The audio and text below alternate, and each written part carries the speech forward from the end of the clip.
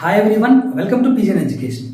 ఈ వీడియోలో మనం ఏం చూద్దామంటే, ఏదైతే డిగ్రీ ఫస్ట్ సెమిస్టర్ వాళ్ళకి క్లియర్ రాస్తున్నాం చూడండి. డిగ్రీ ఫస్ట్ సెమిస్టర్ వాళ్ళు జరగనున్నటువంటి కామన్ పేపర్ ఇది. అది యొక్క ఎలక్ట్రికల్ అప్లయన్సెస్ అనే దాని గురించి అయితే మాట్లాడదాము. మీరెవరు వరి అవ్వాల్సినటువంటి విషయం ఏం లేదు. చాలా అంటే చాలా సింపుల్గా అయితే నేను మీకు ఎక్స్ప్లెయిన్ చేస్తాను. దీంట్లో నేను ఏమేమి చెప్పబోతున్నాను, కీ పాయింట్స్ చూసుకున్నట్లయితే ఫస్ట్ అసలుకి ఇది అందరికీ మనకి 50 మార్క్స్ ఉంటుంది, కామన్ పేపర్ ఇది. సో దీంట్లో వచ్చేసరికి నేను ఇంపార్టెంట్ క్వశ్చన్స్ చెప్తాను, దాంతోపాటు వాటికి ఏ విధంగా ఆన్సర్ చేయాలని చెప్తాను.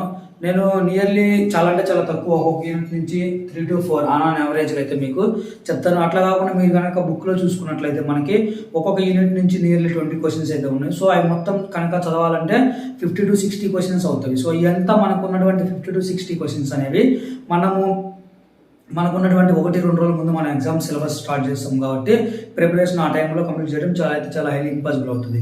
సో అందుకని ఫస్ట్ ఆఫ్ ఆల్ మీరు చేయాల్సినటువంటి పనులు ఏమిటంటే, నేను ఈ వీడియోలో ఏమైతే చెప్తానో ఆ టిప్స్ అన్ని మీరు పాటించి, దాంతోపాటు ఇంపార్టెంట్ క్వశ్చన్స్ ఏవైతే చెప్తానో వాటి కనుక మీరు కనుక ఎక్కువ ఫోకస్ చేసి చదువుకున్నట్లయితే తక్కువ టైంలో ఎక్కువ సిలబస్ని మీరు మొత్తం ప్రిపరేషన్ అయితే కంప్లీట్ అయితే చేస్తారు. అది ఇంకా నెక్స్ట్ మనం వీడియోలో మేము వెళ్ళిపోయే ముందు ఇంకా ఒకటి చెప్పాలనుకున్నది ఏంటంటే, ఇంకా చాలా మంది అయితే ఛానల్ని చూస్తున్నారు కానీ సబ్స్క్రైబ్ అయితే చేయట్లేదు. ప్లీజ్ ఎవరికైతే ఉపయోగపడిందో, ఎవరికైతే నచ్చిందో, ఎవరికైతే నా వల్ల యూజ్ అయింది అనుకుంటారో వాళ్ళు మాత్రం తప్పకుండా అయితే సబ్స్క్రైబ్ అయితే చేసుకోండి. ఎందుకంటే జస్ట్ 14.9% మాత్రమే సబ్స్క్రైబ్ చేసుకున్నారు. 100లో రిమైనింగ్ వాళ్ళందరూ నార్మల్గా అయితే చూస్తున్నారు. అది నేను చెప్పాలనుకున్నది. దీంతోపాటు ఇంకొక చిన్న ఇన్ఫర్మేషన్ ఏంటంటే, చిన్న వాటికి మిస్అండర్స్టాండ్ చేసుకోవద్దు. ఓన్లీ నా సబ్స్క్రైబర్స్ చెప్తున్నా. ఎందుకంటే మీ దగ్గర నుంచి లాట్ ఆఫ్ కామెంట్స్ నాకు కూడా వస్తాయి. నేను ఇంతకుముందు వీడియోలో కూడా చెప్పా, ఓన్లీ నేను ఒక్క పర్సన్నే వీడియో ఎడిటింగ్ చేసినా, లేకపోతే వీడియో చేసినా, దానికి థంబ్నెయిల్స్ ఇచ్చుకున్నా, ప్రతిదీ A to Z background work అంతా నేనే చేయాలి. సో అందుకని మీ కామెంట్స్కి కొన్నిసార్లు రిప్లైస్ లేట్ రావచ్చు, లేకపోతే కొన్నిసార్లు అది ఏమి స్పామ్లో పడిపోవచ్చు. సో ఇట్లా చిన్న వాటికి మీరు డిసప్పాయింట్ అవ్వకుండా మీ ఫ్రెండ్స్ తోటి, ఫ్యామిలీ మెంబర్స్ తోటి అందరితో అయితే మన ఛానల్ గురించి అయితే చెప్పండి. ఈ యొక్క స్మాల్ ఫేవర్ అయితే చేస్తారనుకుంటున్నాను. అది ఫ్రెండ్స్, ఇంకా లేట్ చేయకుండా మనం ఇంక వీడియోలో కనుక వెళ్ళిపోయినట్లయితే ఫస్ట్ నేను ఇప్పటిలాగా ఇంతకుముందు చెప్పే విధంగానే ఈ యొక్క ఎలక్ట్రికల్ అప్లయన్సెస్ చదివేవాళ్ళు before going to important questions అని చదవకపోయే ముందు నేను కొన్ని కీ పాయింట్స్ చెప్తాను. మీరు ఏం చేయాలంటే, యాజ్ ఏ స్టూడెంట్గా ప్రతి ఒక్కరికి ఇది ఎందుకంటే మనకి డైలీ లైఫ్లో ఎలక్ట్రిసిటీ రిలేటెడ్ ఇది మనకి ప్రతి ఒక్కరు మనం కరెంటుకి సంబంధించినటువంటిది అయితే చేస్తూ ఉంటాం, వర్కింగ్ కానీ, పనులు కానీ, లేదా ఇంట్లో కానీ ఇట్లాగా. సో అందుకని చెప్పేసి ప్రతి ఒక్కరికి తెలుసుకోవాల్సిన కాన్సెప్ట్ కాబట్టి మనకి ఒక స్కిల్ డెవలప్మెంట్ కింద 50 మార్క్స్కి కామన్ పేపర్స్ ఇవ్వడం జరిగింది. సో మీరు ఏమేమి చేయాలంటే, ఫస్ట్ బిఫోర్ గోయింగ్ టు ఈ యొక్క ఇంపార్టెంట్ క్వశ్చన్స్ స్టార్ట్ చేసే ముందు ప్రతి ఒక్కరికి సింపుల్ కొన్ని కీవర్డ్స్ తెలుసుకోవాలి. ఏంటంటే, కండక్టర్ అంటే ఏంటిది, అలానే ఇన్సులేటర్ అంటే ఏంటి, దాంతోపాటు వోల్టేజ్ అంటే ఏంటిది. వీటి కొన్ని చోట్ల మనకి కొన్ని థియరమ్స్ ఉంటాయి, వాటి యొక్క అప్లికేషన్స్ జస్ట్ క్లియర్గా ఎక్స్ప్లెయిన్ చేస్తే ఎవరు వరి అవ్వద్దు. దాంతోపాటు ఇంకొకటి ఓవర్లోడ్ అంటే ఏంటిది, అలానే షార్ట్ సర్క్యూట్ అంటే ఏంటిది. ఈ కీ టర్మ్స్ మొత్తం మీరు ఖచ్చితంగా డెఫినేషన్స్ అండ్ మీనింగ్స్ అయితే తెలుసుకోవాలి. ఎందుకంటే ఎప్పుడైతే నువ్వు మీ యొక్క లాంగ్ ఆన్సర్స్ కానీ లోపల ఉన్నటువంటి కంటెంట్స్ చదివేటప్పుడు ప్రతి చోట్ల మీకు ఈ కీవర్డ్స్ కనపడుతుంది. ఈ వర్డ్స్ కనపడ్డప్పుడు మీకు స్టూడెంట్ జరిగే ఫస్ట్ మిస్టేక్ అదే. ఎప్పుడైతే ఆ వర్డ్స్ కనపడితే వాటి మీనింగ్, డెఫినేషన్ అనేది తెలియదు కాబట్టి అప్పుడు స్టూడెంట్కి ఆ క్వశ్చన్ అర్థం కాక వదిలేసే పరిస్థితి వస్తుంది. సో అందుకని జస్ట్ బ్రీఫ్గా వీటి గురించి మాట్లాడుకున్నట్లయితే, ఫస్ట్ కండక్టర్ అంటే ఏంటంటే, కండక్టర్ అంటే ఏం లేదు, ఏ ఒక ఐటమ్, ఏదైతే ఒక థింగ్, ఒక వస్తువు ఏదైతే ఎలక్ట్రిసిటీని, కరెంట్ని దాని ద్వారా పాస్ చేస్తుందో, అంటే దాని ద్వారా పక్క వాటికి పాస్ చేస్తుందో దాన్నే మనం సింపుల్గా కండక్టర్ అంటాం.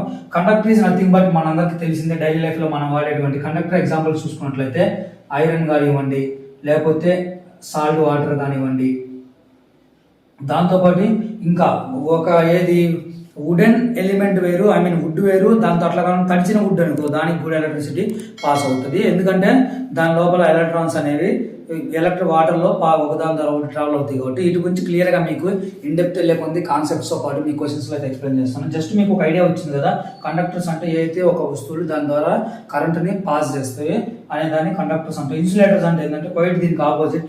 ఏదైతే థింగ్స్ ఆర్ వస్తువులు, ఏదైతే కొన్ని వస్తువులు ఉంటాయో అవి ఎలక్ట్రిసిటీని పాస్ చెయ్యవు, వాటిని మనం రిఫ్యూజ్ చేస్తుంది, వాటిని మనం ఇన్సులేటర్స్ అంటాం. బెస్ట్ ఎగ్జాంపుల్ తీసుకున్నట్లయితే వుడ్ అంటే ఏది తడిచిన వుడ్ వేరు, అట్లా కాకుండా నార్మల్ వుడ్ వేరు. నార్మల్ వుడ్ వస్తుంది దీని కిందకి. దాంతోపాటు rubber, best very rubber, glass, ఇవన్నీ మనకి ఈ యొక్క ఇన్సులేటర్ కిందకి అయితే వస్తుంది. ఆఫ్టర్ దట్ నెక్స్ట్ చూసుకున్నట్లయితే voltage is nothing but and మీకు ఎలా క్లియర్గా చెప్పాలంటే దీని యొక్క వోల్టేజ్ మెజర్మెంట్స్ వచ్చేసరికి వోల్ట్స్ ఈ సింబల్ తోటి మనం మెజర్ చేస్తాము, వోల్ట్స్ తోనే చెప్తాము. ఈ యొక్క అట్లా కాకుండా వోల్టేజ్ అంటే ఫర్ ఎగ్జాంపుల్ ఒక ట్రాన్స్ఫార్మర్ ఉంది, జస్ట్ ఒక ఎగ్జాంపుల్ చెప్తున్నాను మీకు అర్థం అవడానికి. ట్రాన్స్ఫార్మర్ ఉంది, ఈ యొక్క ట్రాన్స్ఫార్మర్ లో ఎంత వోల్టేజ్ అనేది కొన్నిటికి ఏంటంటే 61214 వోల్టేజ్ ఉంటుంది. అట్లాగా అది సింగిల్ ఫేజ్.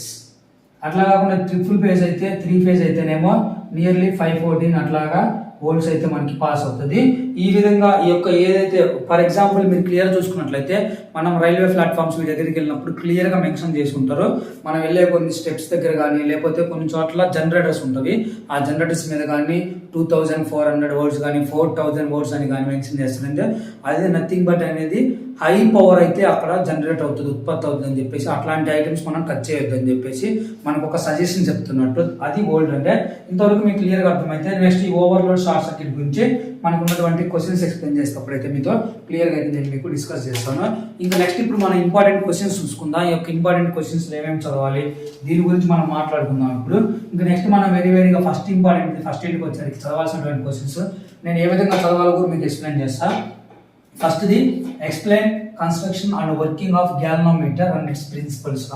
ఒకటి గుర్తుపెట్టుకోండి, ఈచ్ ప్రిన్సిపల్స్ అన్న అప్లికేషన్స్ అన్న రెండు ఆల్మోస్ట్ ఈక్వల్ ఉంటుంది. కొన్నిసార్లు క్వశ్చన్స్ మనకు డిఫరెంట్ అడుగుతారు.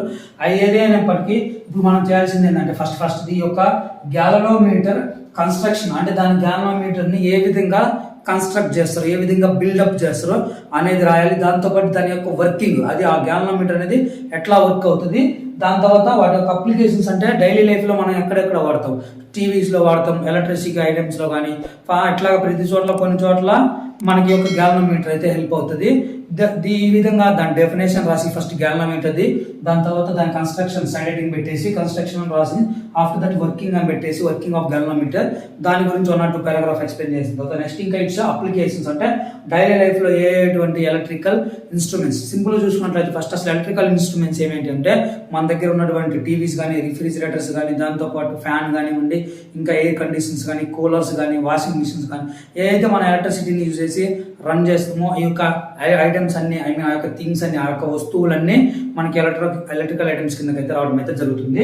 సో అది ఇంకా నెక్స్ట్ దీంతో పాటు సేమ్ ఇదే క్వశ్చన్ సేమ్, ఎందుకంటే ఈ క్వశ్చన్ మోడల్ వచ్చింది కాబట్టి సేమ్ ఇదే మోడల్ 2 క్వశ్చన్స్ ఉంటాయి. జస్ట్ ఇవి కూడా ఒకసారి వదిలిపెట్టకుండా అయితే చూసుకోండి. అవి ఏంటంటే construction and working principle of volt meter and its applications. Next construction and working of ammeter and its applications. ఈ యొక్క రెండింటి కూడా చూసుకోండి.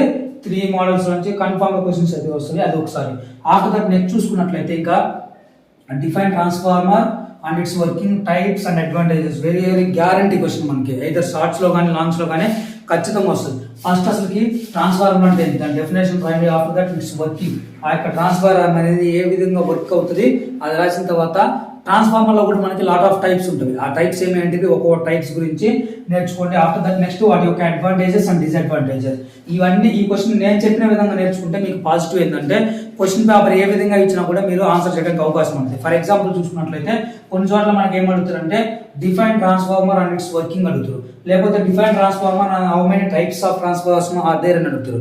అలాంటప్పుడు మీరు జస్ట్ ఈ 2 రాస్తే సరిపోతుంది, ఇదైతే 2 రాస్తే సరిపోతుంది. లేకపోతే అడ్వాంటేజెస్ అడిగితే ట్రాన్స్ఫార్మర్ అడ్వాంటేజ్ మనకు ఇన్ఫర్మేషన్ రిలేటెడ్ ఏదైనా నేర్చుకొని రెడీగా ఉన్నప్పుడు క్వశ్చన్ అనేది ఏ విధంగా ఇచ్చినా కూడా మనం ఓన్గా అయితే రాయగలిగే పరిస్థితి ఉంటుంది.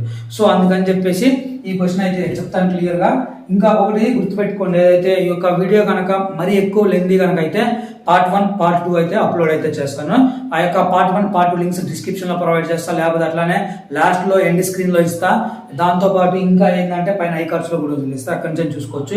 ఇంకా మీతో షేర్ చేసుకోవాలనుకున్నటువంటి స్మాల్ ఇన్ఫర్మేషన్ ఏంటంటే నేను ఇది రిక్వెస్ట్ అనుకోండి, లేకపోతే మీకు హెల్ప్ అవుతుంది అనుకోండి, ఎట్లాగైనా అనుకోండి. నేను చెప్పాలనుకుంది ఏంటంటే ఎవరైతే ఛానల్కి సబ్స్క్రైబ్ చేసుకున్నారో చేసుకున్న వాళ్ళు బెల్ ఐకాన్ యాక్టివేట్ చేసుకోండి. దానితో పాటు చేసుకునే వాళ్ళు చేసుకొని బెల్ ఐకాన్ యాక్టివేట్ చేసుకోండి. ఎందుకంటే ఫర్ ఎగ్జాంపుల్ చూసుకున్నట్లయితే ఇది రేపు మనకి ఎగ్జామ్ ఉంది అనుకోండి, ఎగ్జామ్ ఉన్న రోజున నేను కొన్నిసార్లు ఏం చేస్తానంటే last minute tips of electrical appliances అని ఒక వీడియో రిలీజ్ చేస్తా.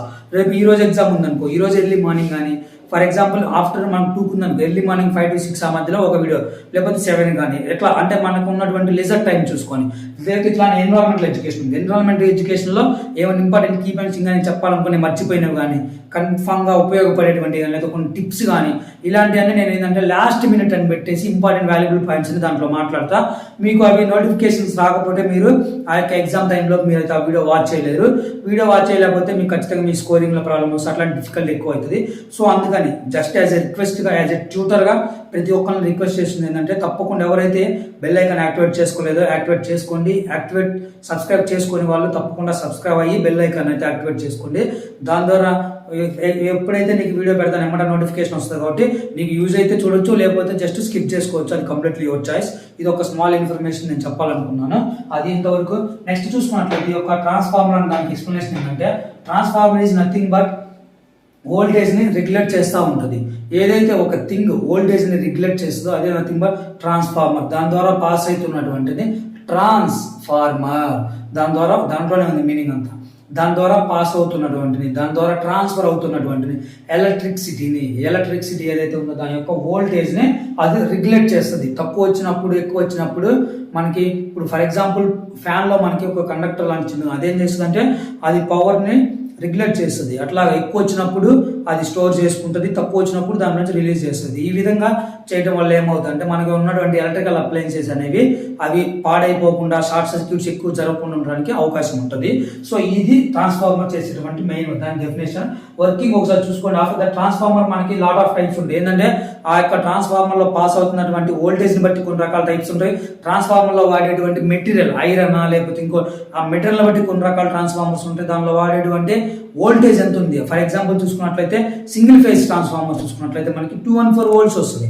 అట్లాగనే అది మనకి ఎక్కడ పనిచేస్తుంది, ఓన్లీ తక్కువ అమౌంట్ లోడ్ ఉన్నప్పుడు ఒక ఇళ్లలో వాడుకోవడానికి ఇట్లాంటి వాటికి పనిపోదు. అలా కాకుండా ఒక ఇండస్ట్రీస్ తీసుకున్నాం అనుకో, ఆ ఇండస్ట్రీస్ లో వాడాలంటే నీకు ఎక్కువ అమౌంట్ లో పవర్ అనేది అవసరం. అది అలాంటప్పుడు నీకు 3 phase అనేది ఓల్డ్ ట్రాన్స్ఫార్మర్ వర్క్ అవుతుంది. ఈ విధంగా మనకి లాట్ ఆఫ్ టైప్స్ ఉంటాయి. ఆ టైప్స్ చూసుకోండి. అడ్వాంటేజెస్ ఏంటంటే ట్రాన్స్ఫార్మర్ కనుక లేకపోతే పవర్ ని మనం ట్రాన్స్ఫర్ చేయడం చాలా కష్టం అవుతుంది. కష్టమని కాకపోయినా షార్ట్ సర్క్యూట్ అనేవి ఎక్కువ రిపీటెడ్ గా జరుగుతూ ఉంటవి. ఇట్లా మనకి కొన్ని డిసడ్వాంటేజెస్ ఉన్నాయి. అడ్వాంటేజెస్ వచ్చేసరికి పవర్ అనేది మనకి ఫర్ ఎగ్జాంపుల్ ఇంకొకటి నేను చెప్పడం మర్చిపోయి, ఇక్కడ కూడా ఏసీ అండ్ డీసీ అని ఉంటుంది. అవి కూడా చూసుకోండి. డీసీ అంటేనేమో డైరెక్ట్ కరెంట్, ఏసీ అంటేనేమో ఆల్టర్నేటివ్ కరెంట్. ఈ విధంగా మనకి డీసీ కొన్ని చోట్ల వెళ్ళిపోతుంది, కొన్ని చోట్ల ఏసీ అయిపోతుంది. ఈ విధంగా దీని క్లియర్ మొత్తం ఇన్ఫర్మేషన్ నేర్చుకున్నట్లయితే బేసిక్ ఇన్ఫర్మేషన్ మనకి ఒక సెకండ్ క్వశ్చన్ అయిపోతుంది. ఒకటి గుర్తుపెట్టుకోండి, నేను చెప్పాలనుకుంది ఏంటంటే మీరు ప్రతిదానికి ఎక్కువ థియరిటికల్ ఉన్న వాటికి try to learn subject as much as possible. Subject నేర్చుకోవడానికి ప్రయత్నించండి. ఈ ఎగ్జామ్ అనేది మనకి స్కోరింగ్ మార్క్స్ వస్తాయా, పాస్ అవడం ఏముంది, నేను చెప్పిన క్వశ్చన్స్ నేర్చుకొని నేను చెప్పిన విధానంగా రాసి వస్తే 100-200% డామ్ షూర్గా మీరు ప్రతి ఒక్కరు పాస్ అవుతారు. సో అందుకని చెప్పేసి ఎట్లా పాస్ అవుతుంది కాబట్టి అట్లా వదిలేయకుండా సబ్జెక్ట్ నేర్చుకోండి. ఎప్పటికైనా మనకి ఖచ్చితంగా ఉపయోగపడుతుంది. ఒక ఎగ్జామ్ అనేది మనల్ని ఎప్పటికీ డిసైడ్ చేయలేదు. వాట్ ఈజ్ యూ అనేది, నువ్వేంటి అనేది ఒక సింగిల్ పేపర్ క్వశ్చన్ పేపర్ అనేది మన లైఫ్ని డిసైడ్ చేయదు. మనం ఫెయిల్ అయినా పాస్ అయినా కూడా. సో కానీ యాజ్ ఏ స్టూడెంట్గా మనం నేర్చుకున్నందుకు ఉపయోగం ఉండాలి కాబట్టి ప్రతి ఒక్కళ్ళు కాన్సెప్ట్ నేర్చుకోవడానికి అయితే ప్రయత్నం అయితే చేయండి. నా సైజ్ నుంచి ఒక సజెషన్ అది ఇంకా నెక్స్ట్ ఇంక సింపుల్ ఫాస్ట్ చూసుకున్నట్లయితే ఈ 3 questions ఒకే మోడల్లో ఉంటాయి. మీరు చేయాల్సింది ఏంటి, సింపుల్ క్వశ్చన్స్ ఇవి. వోల్టేజ్ అంటే ఏంటి, దాని డెఫినేషన్, ఆ యొక్క వోల్టేజ్ని ఎలా మెజర్ చేస్తారు, దాని తర్వాత దానికి యూనిట్స్ ఏంటిది, అట్లానే సేమ్ అదే విధంగా ఎలక్ట్రిక్ కరెంట్ డెఫినేషన్, దాని యూనిట్స్, దాని మెజర్మెంట్ సింబల్, రెసిస్టెన్స్ కి యూనిట్స్, అట్లానే దానికి యూనిట్స్, దాని డెఫినేషన్స్ చూసుకున్నట్లయితే అది జస్ట్ ఒక 2 paragraphs అయితే సరిపోద్ది. ఏముంది దీనికి. కానీ నువ్వు అనుకోవచ్చు క్వశ్చన్ చాలా చిన్నది కదా, 5 marks ఇచ్చిన షార్ట్ ఆన్సర్స్ ఇచ్చిన మనకి అన్ని మార్క్స్ వేస్తుంటే కన్ఫర్మ్ చేస్తారు. ఎందుకంటే నువ్వు దాని డెఫినేషన్ రాసినందుకు 2 marks అలా ఉంటుంది. నెక్స్ట్ దాని యూనిట్స్ రాస్తావు కదా, యూనిట్స్ ఖచ్చితంగా 1 mark ఉంటుంది. దాని తర్వాత సింబల్ ఉంటుంది, దానికి సింబల్కి 1 mark అలా ఉంటుంది. ఓవరాల్ గా నువ్వు రాసిన స్కోరింగ్ బట్టి ఇట్లా ఈ విధంగా ఖచ్చితంగా 5కి 5 వేస్తారు ఇట్లాంటి క్వశ్చన్స్. ఎందుకంటే నువ్వు ఏదైతే ఇక్కడ రాసేటువంటి యూనిట్స్ కానీ లేకపోతే దాని యొక్క సింబల్స్ కానీ అవి చిన్న తప్పు పోయినా దాన్ని అయితే కొట్టేస్తారు. ఆ పాయింట్ వరకు స్కోరింగ్ అయితే లూజ్ అవుతుంది. సో అందుకని 1-2 సార్లు ఆన్ పేపర్ మీద అయితే ప్రాక్టీస్ అయితే చేయండి. ఇంతలో చూసుకున్నట్లయితే మనకి ఫస్ట్ యూనిట్ ఉన్నటువంటి ఇంపార్టెంట్ క్వశ్చన్స్ మొత్తం కంప్లీట్ అయినాయి. ఆఫ్టర్ దట్ నెక్స్ట్ ఇంక మనం సెకండ్ యూనిట్కి వెళ్దాము. ఈ యొక్క సెకండ్ యూనిట్ 2కి వచ్చేసరికి మనం నేర్చుకోవాల్సింది వెరీ ఇంపార్టెంట్ ఇది. What is single and 3 phase power supply system and it's differences between single phase and triple phase. Simple గా మనం మాట్లాడుకున్నట్లయితే చిన్నప్పటి నుంచి మనం డైలీ లైఫ్ లో ప్రతి ఒక్కళ్ళు వినే ఉంటారు. ఎవరైతే ఈ మాట వినలేదో కామెంట్ అయితే చేయండి. ఖచ్చితంగా విన్న వాళ్ళు కూడా ఎక్కడ విన్నారో మీ యొక్క సిచ్యువేషన్ అయితే కామెంట్స్ లో అయితే మెన్షన్ చేయండి. సింగిల్ ఫేజ్ అనేది ఏంటంటే మనకి ఓన్లీ ఒకటే క్లియర్ గా కొంచెం 1 minute ఎక్స్ప్లెయిన్ చేసే ప్రయత్నం చేస్తా. సింగిల్ ఫేజ్ అంటే ఏం లేదు, ఇది ఒక ఎలక్ట్రిక్ కరెంట్ అంటే సింగిల్ ఫేజ్ అనేది ఈ విధంగా ఉంటుంది. ఓన్లీ 1 conductor ఉంటుంది ఇక్కడ. అర్థమైంది కదా, కండక్టర్ అంటే అయిందని చెప్పా కదా, అందుకని నేను క్లియర్ అయిందని చెప్పా. ఇక్కడ ఓన్లీ 1 కండక్టర్ ఉంటుంది. అట్లా కాకుండా ట్రిపుల్ ఫేజ్ అంటే 3 ఫేజ్ అంటేనేమో ఇక్కడ 3 కండక్టర్స్ ఉంటాయి. ఇక్కడ 3 కండక్టర్స్ ఉన్నవి, ఇక్కడేమో 1 కండక్టర్ ఉంది. ఇక్కడ వోల్టేజ్ చూసుకున్నట్లయితే ఓవర్ 214 వోల్ట్ సంథింగ్ ఉంటుంది. ఇక్కడ ప్లస్ మోర్ దాన్ 540 లేకపోతే 500 ప్లస్ వోల్టేజ్ మనకి ఇక్కడ త్రూ ఈ యొక్క దీని ద్వారా అయితే ఏదైతే త్రిపుల్ ఫేజ్ ద్వారా అయితే మనకి ట్రాన్స్ఫర్ అయితే అవుతుంది. సో డైలీ లైఫ్ లో బేసిక్ ఈ రెండింటికి డిఫరెన్సెస్ అదే. దీన్ని ఎక్కడెక్కడ యూజ్ చేస్తామంటే ఎక్కడైతే మనకి ఎలక్ట్రిసిటీ ఎక్కువ మొత్తంలో అవసరమైతే, ఫర్ ఎగ్జాంపుల్ తీసుకున్నట్లయితే ఫీల్డ్స్, మనం ఇప్పుడు రైతులు చాలా మంది వాళ్ళ పంట పొలాల దగ్గర కట్టే వాళ్ళ దగ్గర ఇటువంటి 3 ఫేజ్ సిస్టమ్ ఎక్కువ యూజ్ చేస్తారు. ఎందుకంటే మన యొక్క మోటార్స్ అనేవి ఎక్కువ వోల్టేజ్ కావాలి కాబట్టి, ఎందుకంటే అండర్ గ్రౌండ్ లో ఉన్నటువంటి వాటర్ని డిప్ చేయడానికి మనకి ఎక్కువ అమౌంట్ లో మనకి పవర్ అయితే సప్లై అవసరం అవుతుంది. కాబట్టి అలాంటప్పుడు మనకి 10 మంది ఒకేసారి మోటార్స్ ఆన్ చేస్తే ఈ సింగిల్ ఫేజ్ అయితే ఖచ్చితంగా షార్ట్ సర్క్యూట్ అయిపోతుంది. కొన్నిసార్లు ట్రాన్స్ఫార్మర్ పేరుపోయే అవకాశం ఉంటుంది. అందుకని చెప్పేసి మనకి 3 ఫేజ్ అయితే అలాంటి ఎక్కువ కండక్టర్ అది వోల్టేజ్ ఎక్కువ ఉంటుంది కాబట్టి నీకు ఆ యొక్క షార్ట్ సర్క్యూట్స్ కానీ ఫెయిల్యూర్స్ కానీ ఎక్కువ అవ్వకుండా ఉండడానికి అవకాశం ఉంటుంది. సింపుల్గా ఇది మీకు అర్థమైంది కదా, 3 ఫేజ్ దాని డెఫినేషన్స్ రాసేసి తర్వాత దానికి డిఫరెన్సెస్ అనేవి చాలా సింపుల్గా 5 minutes లో వచ్చేస్తే ఒకసారి కనుక చూసుకున్నట్లయితే సరిపోతుంది. ఆఫ్టర్ దట్ నెక్స్ట్ ఇంకోటి కూడా చూసుకోండి, సేమ్ ఇదే క్వశ్చన్ డైలీ లైఫ్ లో అప్లికేషన్స్ చెప్పే కదా ఆల్రెడీ. ఈ యొక్క 3 ఫేజ్ అప్లికేషన్స్ ఏమేంటంటే ఇండస్ట్రీస్ కానీ లేకపోతే మన రైతులు వాడేటువంటి పొలాల దగ్గర ఉన్నటువంటి మోటార్స్ తో కానీ ఇట్లా హెవీ వర్క్ దగ్గర ఇది వాడతారు. అలా కాకుండా మనం జనరల్ గా హోమ్స్ లో వాడేటువంటి చిన్న వాటికి మనము ఈ యొక్క సింగిల్ ఫేజ్ వాడతాము. అవి వాటి యొక్క అప్లికేషన్స్ అంటే ఏం లేదు, ప్రిన్సిపల్స్ అన్న అప్లికేషన్స్ అన్న నథింగ్ బట్ ఆ యొక్క పర్టికులర్ ప్రిన్సిపల్. ఫర్ ఎగ్జాంపుల్ ఇక్కడ గ్యాల్వనోమీటర్ ఉంది, ఆ గ్యాల్వనోమీటర్ అనే ప్రిన్సిపల్ మనం డైలీ లైఫ్ లో ఎక్కడ ఉపయోగిస్తున్నాం అనేది జస్ట్ దాని మనకి యొక్క అప్లికేషన్స్ అవుతాయి. అది ఇంకా నెక్స్ట్ చూసుకున్నట్లయితే బేసిక్స్ ఆఫ్ హౌస్ వైరింగ్. ఇదేం లేదు, ఇప్పుడు ఫర్ ఎగ్జాంపుల్ నువ్వు ఒక కొత్త ఇల్లు కట్టినప్పుడు నీకు ఏం చేస్తారంటే వైరింగ్ వాళ్ళు వచ్చి వైరింగ్ చేసి వెళ్ళిపోతారు. ఆ బేసిక్స్ అనేవి రాసి సరిపోతుంది. అంటే ఏ విధంగా వైరింగ్ చేస్తారు, దాంట్లో మీకు ఖచ్చితంగా పాజిటివ్ వైర్ ఒకటి, నెగిటివ్ వైర్ ఒకటి ఎర్తనింగ్ వైర్ ఒకటి ఉంటుంది. సో ఇట్లా కొన్ని కీవర్డ్స్ రాసేసి వైరింగ్ అనేది ఏంటంటే మనకి గోడల్లో నుంచి హోల్స్ ద్వారా మనకి వైరింగ్ అయితే లాగుతారు. ఆ యొక్క వైరింగ్ వల్లనే మనకి ఎలక్ట్రిసిటీ వస్తుంది. అది మనకి డైరెక్ట్ కరెంట్ ఇట్లా ఈ విధంగా ఉంటుంది. జస్ట్ ఇది 3 క్వశ్చన్ ఒకసారి చూసుకొని సరిపోతుంది. ఆఫ్టర్ నెక్స్ట్ చూసుకున్నట్లయితే what is electric shock and first aid, very important question. అట్లనే ప్రతి ఒక్క స్టూడెంట్ జనరల్ నేర్చుకోవాల్సినటువంటి క్వశ్చన్. అదేంటంటే అసలు ఫస్ట్ ఎలక్ట్రిక్ షాక్ అంటే ఏంటిది, అలాగనే దానికి ఎలక్ట్రిక్ షాక్ చేయాల్సినటువంటి ఫస్ట్ ఎయిడ్ అంటే ఇప్పుడు మీకు ఎలా తెలుగులో చెప్పాలంటే ఏమంటే ప్రథమ చికిత్స అంటాం కదా, ప్రథమ చికిత్స ఏ విధంగా చేస్తారు అనేది ఈ యొక్క క్వశ్చన్. అయితే ఫస్ట్ చూసినట్లయితే ఎలక్ట్రిక్ షాక్ అంటే ఏం లేదు, ప్రతి ఒక్కరికి ఏమని తెలుసు, ఎలక్ట్రిక్ దాంట్లో పాజిటివ్స్ నెగిటివ్ ఉంటాయి.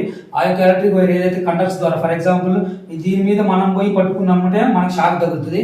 ఎందుకంటే ఇప్పుడు ఫర్ ఎగ్జాంపుల్ ఇక్కడ ప్లస్ నెగిటివ్ ఉన్నప్పుడు ఏమవుతుందంటే ఆ యొక్క ఎలక్ట్రిక్ కండక్టర్ అనేది ఒక సర్క్యూట్ అనేది క్లోజ్ అయిపోతుంది. సర్క్యూట్ క్లోజ్ అయినప్పుడే నీకు ఎలక్ట్రిసిటీ చాలదు. ఎప్పుడైతే నీకు మధ్యలో ఎక్స్ట్రా వచ్చి పాజిటివ్ కానీ నెగిటివ్ కానీ ఏదైతే కండక్టర్స్ వచ్చి దీని మీద యాడ్ అవుతాయో అప్పుడు ఏమవుతుంది అంటే ఈ యొక్క సర్క్యూట్ అనేది డిస్టర్బ్ అవుతుంది. దాని ద్వారా ఇక్కడ ఏదైతే ఇక్కడ ఐటమ్ పట్ట దగ్గర ఇక్కడ ఎలక్ట్రిసిటీ కట్ అవుతుంది. కాబట్టి కట్ అయినప్పుడు ఏమవుతుంది, ఇక్కడ పర్టికులర్ పాయింట్ ఆఫ్ వ్యూ ఏదో ఒకటి మన హ్యాండ్ లేకపోతే సంథింగ్ మనం వాడే ఐరన్ రాడ్ ఇట్లా ఏదైతే కండక్టర్స్ ఉంటాయి కాబట్టి ఆ కండక్టర్స్ ద్వారా డైరెక్ట్ గా ట్రాన్స్ఫర్ అయితే అయిపోతుంది. అందుకని చెప్పేసి మనకి రైనీ సీజన్ లో వర్షాలు పడ్డప్పుడు చాలా జాగ్రత్తగా బయటికి వెళ్ళేటప్పుడు వెళ్ళమని చెబుతుంది. ఎందుకంటే వైర్స్ అనేవి ఎక్కడ పడితే అక్కడ తెగిపోయి ఉంటుంది.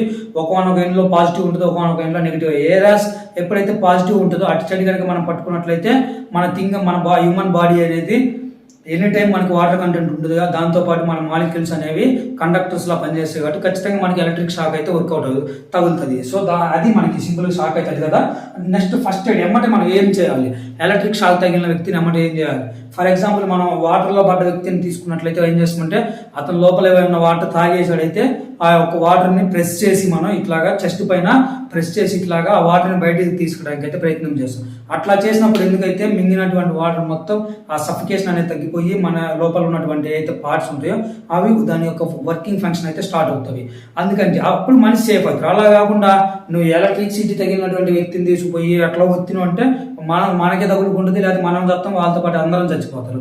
ఎవరికైతే తగులుతుందో తగిలించుకున్న వాళ్ళు అందరం చేస్తారు. కాబట్టి సో ఎమ్మటే మీరు ఫస్ట్ చేయాల్సింది ఏంటంటే కీ పాయింట్ సింపుల్ మాట్లాడుకున్నట్లయితే ఆ యొక్క ఎవరైతే పర్టికులర్ వ్యక్తి ఎలక్ట్రిక్ ఫర్ ఎగ్జాంపుల్ ఇప్పుడు ఇది ఒక ఎలక్ట్రిక్ ట్రాన్స్ఫార్మర్ ఒక పోల్ అనుకోండి, ఇక్కడ ఈ పర్సన్ కి ఎలక్ట్రిక్ షాక్ జరిగింది. అప్పుడు నువ్వేం చేయాలంటే పోయి నీ చేతితో పట్టుకోకుండా ఏదైతే ఇక్కడ ఇన్సులేటర్స్ ఉంటాయో ఇన్సులేటర్స్ అయినటువంటి ఏదైతే ఐ మీన్ ఒక వుడెన్ కానీ ఒక కర్ర కానీ ఇట్లాంటివి తీసుకొని ఏది తడిసి